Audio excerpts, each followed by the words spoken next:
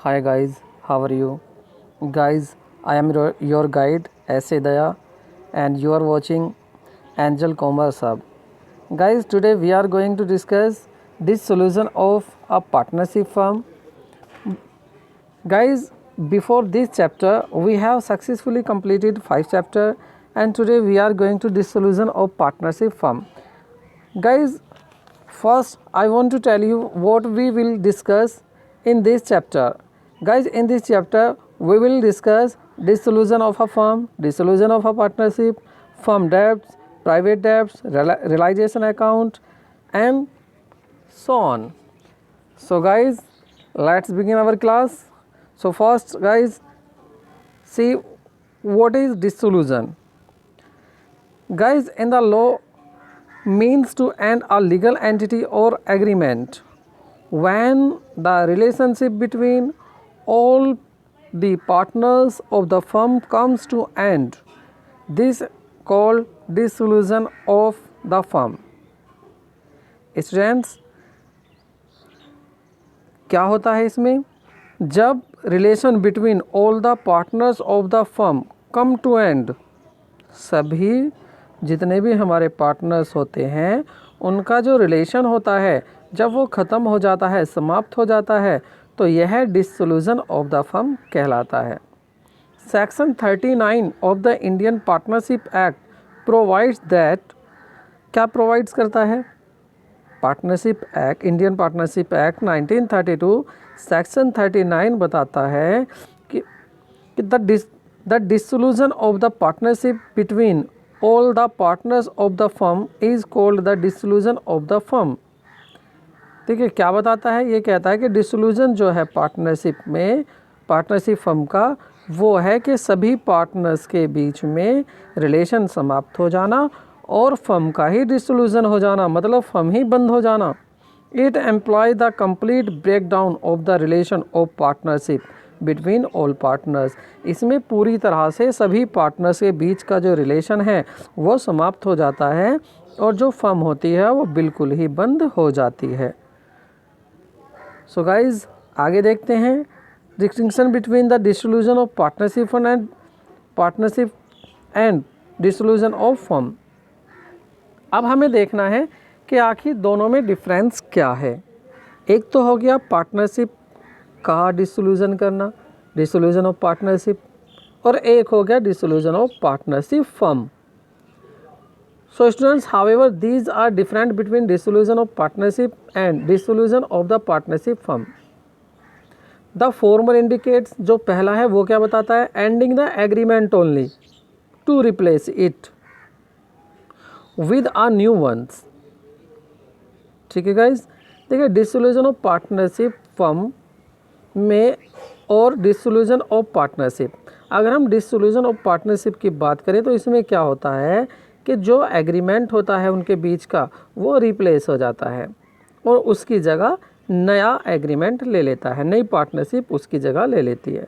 तो ये तो हो गया हमारा पार्टनरशिप का डिसोल्यूशन। जैसे आपने देखा था ये कब होता है? एडमिशन ऑफ पार्टनर हो या रिटायरमेंट ऑफ पार्टनर हो, डेथ ऑफ अ पार्टनर हो, उसमें क्या होता है कि उसमें जो एग्रीमेंट होता है उनके बीच का वो ख़त्म हो जाता है।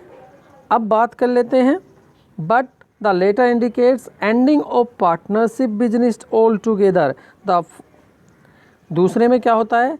दूसरे में होता है कि पार्टनरशिप बिजनेस और वो सब जो पार्टनर्स के बीच रिलेशन था सब कुछ ही ख़त्म हो जाता है, सब कुछ बंद हो जाता है। तो मेन डिफरेंस क्या है दोनों में? दोनों में क्या डिफरेंस दिखा आपको? एक तो हो गया फर्म का डिसोल्यूशन, एक हो गया पार्टनरशिप का डिसोल्यूशन। एक में तो था कि केवल एग्रीमेंट समाप्त हो जाता है और दूसरे में क्या था? फर्म का डिसोल्यूशन में उसमें क्या था? एग्रीमेंट तो ख़त्म होता ही है, फर्म भी बंद हो जाती है। तो गाइज आगे देख लेते हैं condition of dissolution of a firm. अब क्या क्या कंडीशन हो सकती हैं एक फर्म के डिसोल्यूशन की? देखिए, डिसोल्यूशन विदाउट द दो तरह से हो सकते हैं। इसकी जो कंडीशन हो सकती है, इन कंडीशन को हम दो जगह से बांट सकते हैं।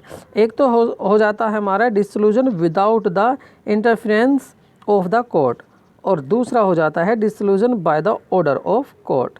तो गाइस इसमें हम पहले देख लेते हैं अपना dissolution without the interference of the court.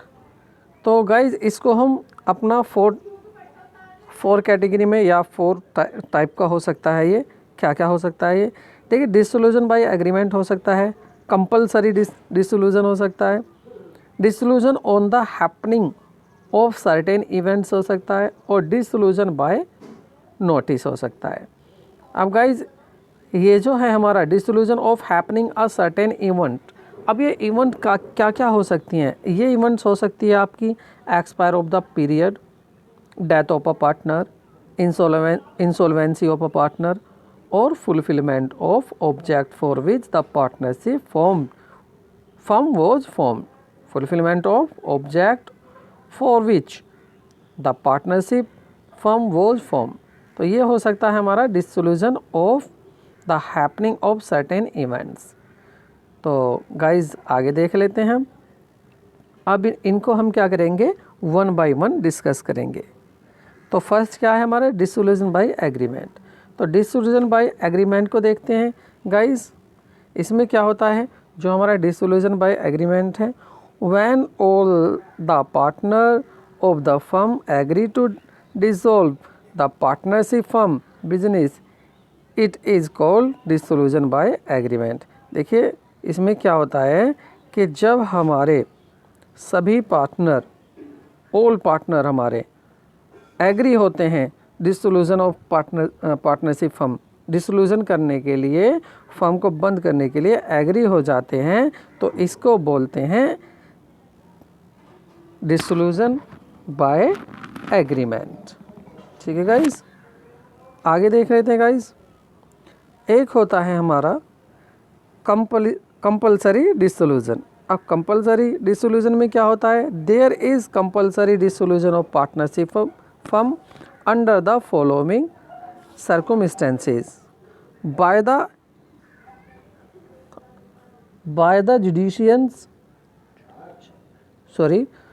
The adjudication of all partners और all except one become insolvent.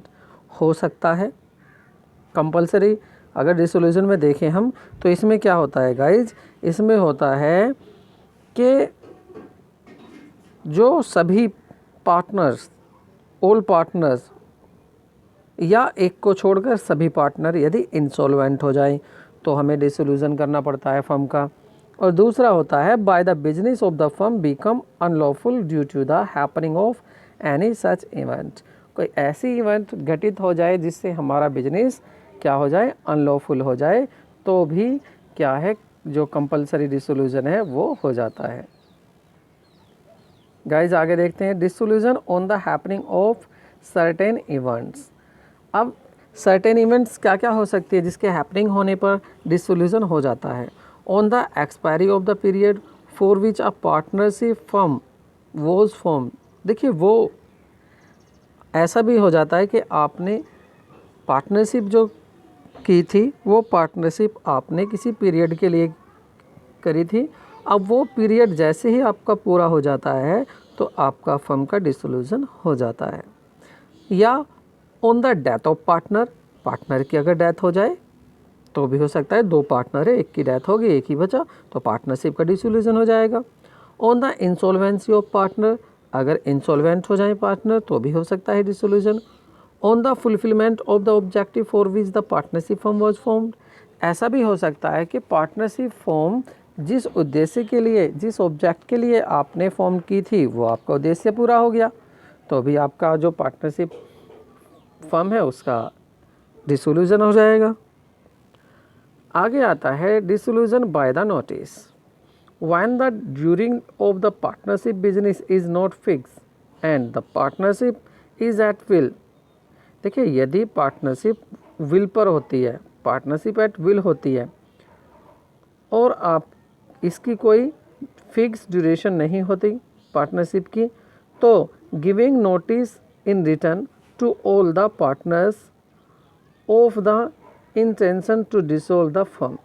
तो क्या होता है कि फर्म को किसी एक पार्टनर के द्वारा भी नोटिस देकर सभी पार्टनर को फर्म को वाइंडिंग अप, फर्म को जो है डिसोल्यूशन किया जा सकता है। अब वो नोटिस कैसा होता है, देखिए मैं आपको दिखा देता हूँ। इस तरह का ये नोटिस होता है। इस नोटिस को देकर जो है फर्म को डिसोल्व किया जा सकता है। Dissolution by order of court.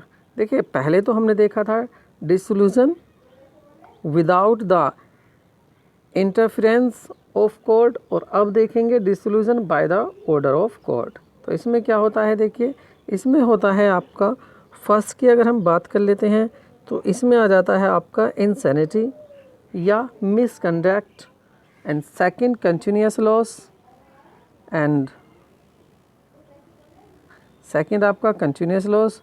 First हो गया आपका insanity, second misconduct and continuous loss, just an equitable ground, and permanent incapacity, and president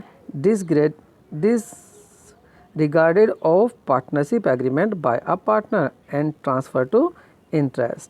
तो ये आपका ये हो जाता है जब कोर्ट का ऑर्डर होता है।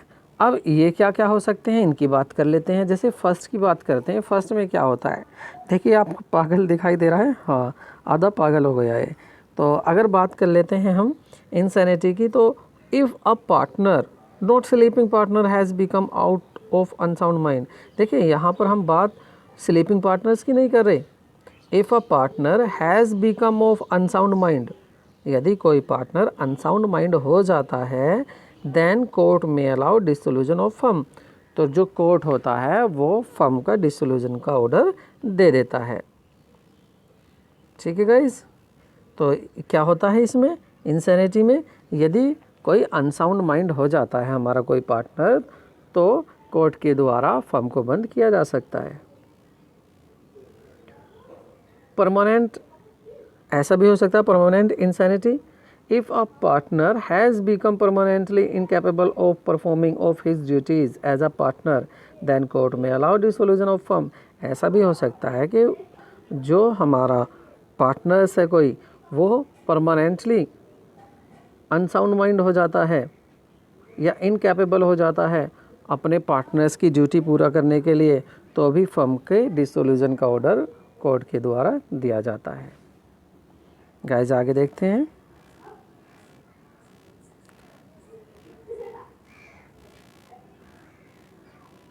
Misconduct of partners।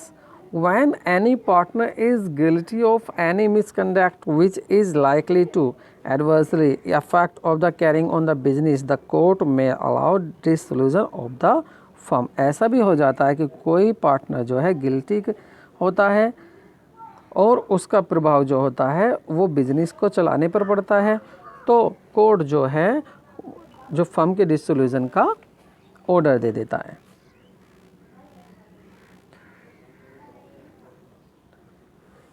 persistent disregard of partnership agreement by a partner।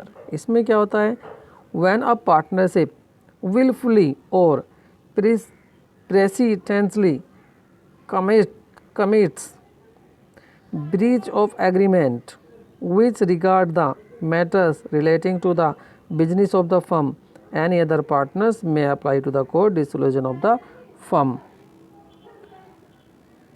आगे देख लेते हैं। हाँ, तो इसमें हम बात कर रहे थे कि इसमें क्या होता है, व्हेन अ पार्टनर विलफुली, जब विलफुली क्या करता है, वो एग्रीमेंट को, जो उसका एग्रीमेंट हो जाता है उसको विलिंगफुली जो है कमिट कर देता है, तो भी सभी पार्टनर्स क्या हैं जो बिजनेस को या पार्टनरशिप फर्म को डिसॉल्व करने का कोर्ट में एप्लीकेशन या अप्लाई कर सकते हैं।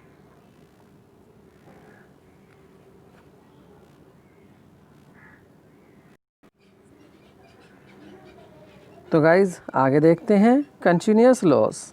कभी ऐसा भी हो जाता है, देखिए कई साल से फर्म को लॉस होता जा रहा है, ठीक है, फर्म को जो है लॉस होते ही जा रहा है, तो इस कंडीशन में भी क्या होता है कि पार्टनर कोर्ट में अप्लाई कर देते हैं कि फर्म का डिसोल्यूशन कर दिया जाए।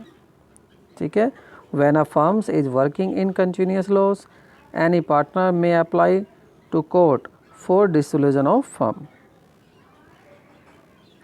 ट्रांसफ़र ऑफ इंटरेस्ट, देखिए when a partner has transfer to the whole of his interest in the firm to the third party then any other partners may apply to court for dissolution. ऐसा भी हो जाता है कि जो partners होता है वो क्या कर लेता है, कोई पार्टनर अपने इंटरेस्ट का ट्रांसफ़र कर देता है, तो इंटरेस्ट एक पार्टनर के द्वारा अपने इंटरेस्ट का या अपने शेयर का ट्रांसफ़र कर देने से जो और पार्टनर्स होते हैं वो कोर्ट में अप्लाई कर देते हैं कि फर्म का डिसोल्यूशन कर दिया जाए। अगर कोर्ट देखता है, अगर कोर्ट की नज़रों में डिसोल्यूशन होना चाहिए तो वो ऑर्डर दे देता है। अब बात कर लेते हैं कि जब डिसोल्यूशन होता है तो आखिर हमें कौन से तो अकाउंट तैयार करने होते हैं, और जब अकाउंट तैयार करने होते हैं तो हम जनरल एंट्री कौन कौन सी बनाते हैं।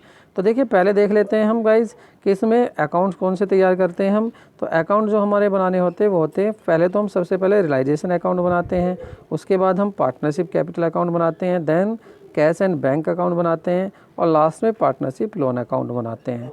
तो इन अकाउंट्स को बनाने में हम जो है जनरल एंट्री भी पास करते हैं। अब वो जनरल एंट्री क्या करती है, देखिए पहले हम एक नज़र में इस चार्ट में ही देख लेते हैं कि किसको डेबिट करते हैं, किसको क्रेडिट करते हैं। तो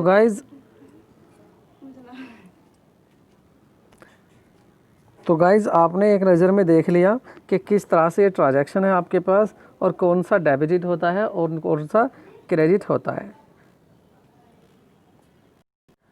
तो गाइज़ आपने देख लिया है, आपको सभी ये ट्रांजैक्शन दिए हुए हैं, कौन सा आपको डेबिट अकाउंट करना है, कौन सा क्रेडिट करना है। अब मैं आपको इनको आगे समझा देता हूँ और आप फिर एक नज़र में यहाँ देख सकते हैं। देखिए अगर हम जनरल एंट्री की बात करें तो अगर ट्रांसफ़र करनी है हमें एसेट्स, तो जो हमारा रियलाइजेशन अकाउंट होता है उसको तो हम डेबिट करते हैं और एसेट्स को हम क्रेडिट कर लेते हैं। कब? जब आप ट्रांसफ़र करते हैं अपने एसेट्स को रियलाइजेशन अकाउंट में, ठीक है। दूसरा देखते हैं, अगर लाइबिलिटी हम ट्रांसफ़र करते हैं, अब लाइबिलिटी कहाँ ट्रांसफ़र करते हैं हम, ये भी रियलाइजेशन अकाउंट में ट्रांसफ़र करते हैं। तो ये जो रियलाइजेशन अकाउंट है गाइज, पहले मैं आपको बता दूँ ये रियलाइजेशन अकाउंट क्या है। देखिए रियलाइजेशन अकाउंट जो है ये at the time of dissolution of a firm ये बनाया जाता है, और इसे हम बनाते क्यों हैं, ये एक ऐसा अकाउंट है जो हमें प्रॉफिट और लॉस दिखाता है। अब ये कौन सा प्रॉफिट और लॉस दिखाता है, ये दिखाता है कि जो हम अपने जो एसेट्स है उसको जो रियलाइज़ कर रहे हैं, उसको जो हम सेल कर रहे हैं, उससे जो हमें पैसा मिल रहा है, और जो हमारे लाइबिलिटीज़ हैं उनको जो हम जो हमारे लाइबिलिटीज़ हैं उन लाइबिलिटीज़ को जो हम लाइबिलिटीज़ को अपने सेटल कर रहे हैं, तो उस सेटलमेंट में एक तो हमने अपनी वो बेची, अपनी एसेट्स बेची, और बेचकर जिसका भी हमारी फर्म पर पैसा था उसको वापस दिया। तो इस काम में हमको प्रॉफिट हुआ या लॉस हुआ, ये जो दिखाता है ये हमें रियलाइजेशन अकाउंट ही दिखाता है। तो रियलाइजेशन अकाउंट को हम लास्ट में बंद कर देते हैं, जो भी इसका प्रॉफिट और लॉस आता है वो पार्टनर्स के कैपिटल या करंट अकाउंट में ट्रांसफ़र कर देते हैं। तो हम बात कर रहे थे अगर लाइबिलिटी हम ट्रांसफ़र कर रहे हैं तब क्या एंट्री पास करेंगे हम, तो तब हम एंट्री पास करेंगे liability account debit to realisation account. और यदि आप कोई एसेट्स को सेल करते हैं तब क्या एंट्री बनाएंगे, तब आप एंट्री बनाएंगे bank account debit to realisation account. मतलब आपने कोई एसेट्स बेच दी और बेचकर आपको पैसा मिला तो आप इस एंट्री को पास कर देंगे। आगे देख लेते हैं गाइज, अगर आपका कोई पार्टनर, ठीक है, अगर आपका कोई पार्टनर आपकी कोई एसेट्स ले लेता है फर्म की, भाई फर्म में कोई मशीन थी उसको अच्छी लगी, वो कह रहा भाई इसको मुझे दे दो, तो तब एंट्री क्या पास करेंगे, तब एंट्री पास करेंगे पार्टनर कैपिटल अकाउंट डेबिट। कौन सा पार्टनर कैपिटल, उस पार्टनर की कैपिटल अकाउंट को डेबिट करेंगे जो एसेट्स ले रहा है। अगर बात कर लें हम यहाँ पर, जो हमारे यहाँ पार्टनर 2 हैं ए और बी, अब ये जो है ए भाई साहब हैं, ए भाई साहब कहते हैं कि भाई इस मशीन को तो हमें दे दो, हमें अच्छी लग रही है मशीन, चलो भाई आप ले लो। तो इस कंडीशन में हम यहाँ जो लिखेंगे, यहाँ लिखेंगे में as capital account debit to realisation account. ठीक है गाइस। आगे अगर पेमेंट करना है लाइबिलिटी का तो तब एंट्री क्या पास करेंगे, तो उसमें एंट्री पास करते हैं हम realisation account debit to bank account. उसके बाद for liability which a partner takes responsibility to discharge. देखिए ऐसा भी हो जाता है कि कोई पार्टनर कह देता, गारंटी ले लेता है, कहता है जिम्मेदारी ले लेता है कि ये जो है एक्सपेंसेस है या ये लाइबिलिटी है, इसका मैं पेमेंट कर दूंगा। तो ऐसे टाइम पर इसकी जर्नल एंट्री क्या पास करते हैं हम, realisation account debit to partners capital account.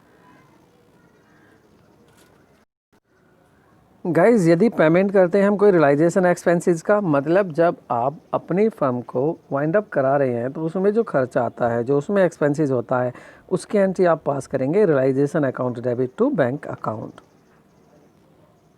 ये एंट्री होगी उसकी, realisation account debit to bank account. उसके बाद गाइज देखें अगर हम for expensive paid by a partner on behalf of the partner.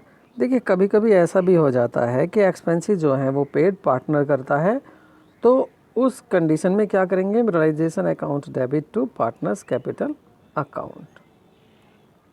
आगे देख लेते हैं guys. For expenses which a partner takes responsibility to discharge on agreement remuneration. तो क्या करते हैं, कभी कभी जो है हम पार्टनर जो है रेस्पॉन्सिबिलिटी ले लेता है कि जो खर्चे होंगे उसको वही करेगा, और इसके बदले में वो क्या है, जो सारा काम होता है फर्म को डिसोल्व करने का, वो सब वही देखता है और उसको भी वही पेमेंट करता है। तो इस कंडीशन में हम एंट्री क्या पास करेंगे, उसमें करेंगे हम partners capital account debit to bank. लेकिन यहाँ पर क्या है, एक्सपेंसेस कौन दे रहा है, वो पार्टनर्स दे रहा है। हम तो उसे टोटल पैसा दे रहे हैं कि हाँ भाई आप फर्म को डिसोल्व कर रहे हैं या करा रहे हैं। When amount is paid by partner then no entry will be passed। और इसके साथ जो अब ऐसा क्या होगा, देखो बात को समझो, यहाँ पर ये क्या कहने चाह रहे हैं। देखो हम कहना चाह रहे हैं कि एक पार्टनर है हमारा, ए को हमने ए ने जिम्मेदारी ले ली कि जो भी डिसोल्यूशन एक्सपेंसेस होगा मैं दूंगा और इसके बदले में आप मुझे 10,000 रुपये दे देना, ठीक है। अब उसने 10,000 रुपये में सेटल तो कर लिया, लेकिन हुआ क्या, उसको जो एक्सपेंसेस हुए 2000 के एक्सपेंसेस हुए, तो वो 2000 भी किसने दिए, उस पार्टनर ने दिए। तो इसकी एंट्री हम पास नहीं करेंगे जो उसने एक्सपेंसेस दिए, हम तो टोटल उसको रिम्यूनरेशन क्या दे रहे हैं उसकी एंट्री पास करेंगे 10,000 की। तो 10,000 की तो एंट्री हम पास कर देंगे partners capital account debit to bank, और जो 2000 की एंट्री थी उसको हम पास नहीं करेंगे। For agreed remuneration to such partner, अगर उसके रिम्यूनरेशन को हम एग्री कर लेते हैं तो यही एंट्री खाली पास हो जाती है। अगर वो जो है एक्सपेंसेस भी नहीं दे रहा है, लेकिन क्या है कि हमसे रिम्यूनरेशन ले रहा है, तो उसकी एंट्री ये बना, हमसे मतलब फर्म से रिम्यूनरेशन ले रहा है, तो उसकी एंट्री ये पास कर देते हैं, realisation account debit to partners capital account. अब बात कर लेते हैं हमें कौन से ऐसे पॉइंट्स हैं जिनको ध्यान रखना चाहिए जब हम फर्म को डिसॉल्व करते हैं। Point to be remembered for private debts and firms डेब्ट। देखिए प्राइवेट डेब्ट्स क्या है और फर्म डेब्ट्स क्या है, पहले मैं आपको ये बताना चाहूँगा। प्राइवेट डेब्ट तो वो है जो किसी पार्टनर ने लिया हुआ है, ठीक है, प्राइवेटली, और फर्म का डेब्ट वो है जो फर्म ने अपने नाम से डेब्ट लिया हुआ है, ठीक है। Firms property will used payment of the firms liability first. और ये भी है कि अगर उन डेब्ट का हम निपटारा करते हैं, उनको सेटल करते हैं, तो सबसे पहले जो फर्म की एसेट्स है वो फर्म के डेब्ट्स को देने में ही यूज़ की जाएगी, और जो पार्टनर्स की एसेट्स है, जो पार्टनर्स की प्राइवेट एसेट्स है, वो पहले पार्टनर्स के प्राइवेट डेब्ट्स को ही देने के लिए यूज की जाएगी। अगर फर्म्स के डेब्ट देने के बाद बचता है उसको आगे यूज करेंगे, ठीक है। तो ये क्लियर है। देखिए दोबारा बता देता हूँ मैं, अगर फर्म्स का डेब्ट है तो फर्म्स अपने डेब्ट में अपने एसेट्स को बेचकर उस पैसे का यूज करेगी। अगर फिर भी पैसा बच जाता है तो वो प्रॉफिट शेयरिंग रेशो में सभी पार्टनर में बढ़ जाएगा। अब बात कर लेते हैं private property. Private property will be used for payment of private डेब्ट फर्स्ट, ठीक है। सबसे पहले प्राइवेट जो प्रॉपर्टी है वो प्राइवेट डेब्ट का पेमेंट करने के लिए ही यूज की जाएगी, ठीक है। Personal property does not include property of wife and children. ये भी बात सही है कि देखिए जो प्राइवेट जो हमारे पार्टनर की प्राइवेट प्रॉपर्टी है उसमें ना तो उसके बच्चों की प्रॉपर्टी को यूज करेंगे, इंक्लूड करेंगे, और ना ही उसके वाइफ के नाम से। अगर उसकी वाइफ ने कुछ पैसा दिया हुआ है फर्म को, या फर्म वाइफ के नाम से, वाइफ के नाम से कोई प्रॉपर्टी है, तो उसको हम पार्टनर की प्रॉपर्टी नहीं मानेंगे। आगे देख लेते हैं। For realisation and settlement of assets and liability all entry will pass as record assets and liability. देखिए सभी हम एंट्री को, अपनी जो हमारे एसेट्स हैं और लाइबिलिटी हैं, इनको सबको ट्रांसफ़र कर लेते हैं रियलाइजेशन अकाउंट में, और उसके बाद जो एक्युमुलेटेड प्रॉफिट और लॉसेस होते हैं उनको भी हम पार्टनर्स के कैपिटल अकाउंट में या करंट अकाउंट में ट्रांसफ़र कर देते हैं, और जो पार्टनर का लोन होता है उसको पेड किया जाता है सेपरेटली, ठीक है, कैपिटल अकाउंट से। एनी प्रॉफिट और लॉस जो भी रियलाइजेशन से होता है उसको ट्रांसफ़र कर देते हैं कैपिटल अकाउंट में, उनके रेशो में, पार्टनर्स के रेशो में, और at the end of partner will be paid through the bank to settle their account. तो इस तरह से ये हमारी बातें हो गई। अब हम देख लेते हैं, ये तो पॉइंट्स थे, क्या क्या ध्यान रखते हैं। अब देख लेते हैं हमारा रियलाइजेशन अकाउंट कैसा होता है। देखिए ये आपके सामने रियलाइजेशन अकाउंट है। इस रियलाइजेशन अकाउंट में first column particulars rate, this is debit side and this credit side. ये आपकी डेबिट साइड होती है और ये आपकी क्रेडिट साइड होती है। अब बात कर लेते हैं इसमें लिखते क्या हैं। देखिए सबसे पहले हम अपनी जो भी हमारी सन्ड्री एसेट्स होती हैं उन सन्ड्री एसेट्स को हम ट्रांसफ़र कर लेते हैं यहाँ पर, और जो सन्ड्री लाइबिलिटी होती है उसको यहाँ ट्रांसफ़र कर लेते हैं क्रेडिट साइड में। ट्रांसफ़र करने के बाद अब हम क्या करते हैं, अब हमारा काम होता है कि हम जो भी हमारी एसेट्स हैं उनको हम सेल आउट कर देते हैं, और उनको सेल आउट करने से जो पैसा मिलता है तो उसको हम सभी को यहाँ लिखते हैं किस नाम से, बाय बैंक या बाय कैश अकाउंट, ठीक है। ये कहाँ से आ रहा है पैसा, ये आ रहा है जो भी हम अपनी एसेट्स को बेच रहे हैं। कौन सी एसेट्स, ये जो थी हमारी एसेट्स। तो गाइज इसके बाद हम क्या करते हैं कि जो भी हमारे लाइबिलिटी के एक्सपेंसेस होते हैं, जो भी हमारी लाइबिलिटी होती हैं, जैसे हम उनका पेमेंट करते हैं, जैसे क्रेडिटर होता है, बिल्स पेबल होते हैं, कंटीजेंसी लाइबिलिटी होती हैं, इनका पेमेंट कर देते हैं। अब लिखते क्या हैं इनका पेमेंट में, इनके पेमेंट में लिखते हैं टू कैश या टू बैंक। देखिए अगर पैसा जाता है तो टू कैश, पैसा आ रहा है तो बाय कैश। इस तरह से हम ये दोनों की एंट्री कर देते हैं। तो क्या किया हमने स्टूडेंट, देखिए पहले हमने अपनी इस साइड में एसेट्स को ट्रांसफ़र किया, इस साइड में हमने अपनी लाइबिलिटी को ट्रांसफ़र किया। उसके बाद इन एसेट्स को हमने बेचकर जो पैसा आया उसको यहाँ लिख दिया बाय कैश, और जो भी हमारे थे हमारी लाइबिलिटी इनको पेमेंट करने में हमने इधर लिख दिया टू कैश, ठीक है। ये समझ में आ गया होगा। आगे देख लेते हैं। अगर डिसोल्यूशन का हम पेमेंट कर रहे हैं, जो एक्सपेंसेस हुआ है, तो उस एक्सपेंसेस के लिए क्या बनाते हैं हम, उसके लिए भी लिखते हैं टू कैश, ठीक है, टू कैश इधर लिख देते हैं। और यदि कोई पार्टनर्स क्या कर लेता है कि पार्टनर्स जो है कोई लाइबिलिटी सेटल करता है, कोई लाइबिलिटी देता है, पार्टनर किसी लाइबिलिटी को पेमेंट करने की अपनी रेस्पॉन्सिबिलिटी ले लेता है, तो उसके लिए हम उस पार्टनर्स का जो कैपिटल अकाउंट होता है उसको हम इधर लिख देते हैं। जैसे मैंने अभी कहा था ना, अभी पीछे कहा था कि ए ने गारंटी ले ली थी कि हम सेटल करेंगे, तो ए की यहाँ लिख देंगे टू एज कैपिटल अकाउंट, ठीक है। और यदि कोई पार्टनर ऐसा है कोई एसेट्स ले लेता है फर्म की, तो उसके लिए यहाँ एंट्री बनाएंगे बाय पार्टनर्स कैपिटल अकाउंट, जो भी पार्टनर लेगा उसका। और इसके बाद जो भी प्रॉफिट या लॉस आएगा उसको हम ट्रांसफ़र कर देंगे पार्टनर्स के कैपिटल अकाउंट में। यहाँ देख सकते हैं आप कि टू बैलेंस बिंग प्रॉफिट, अगर प्रॉफिट तो transfer to partners capital account, और अगर लॉस है तो इसको भी ट्रांसफ़र कर देंगे पार्टनर कैपिटल अकाउंट में। तो गाइज़ यहाँ पर हमारी ये जो बातें थी यहाँ पर पूरी हो गई हैं। तो इसके बाद अगर आपको वीडियो पसंद आई हो तो आप लाइक करें, कमेंट करें, वीडियो को ज़्यादा से ज़्यादा शेयर करें, हमारे चैनल को सब्सक्राइब करें। So guys, thank you for watching our video. Good bye.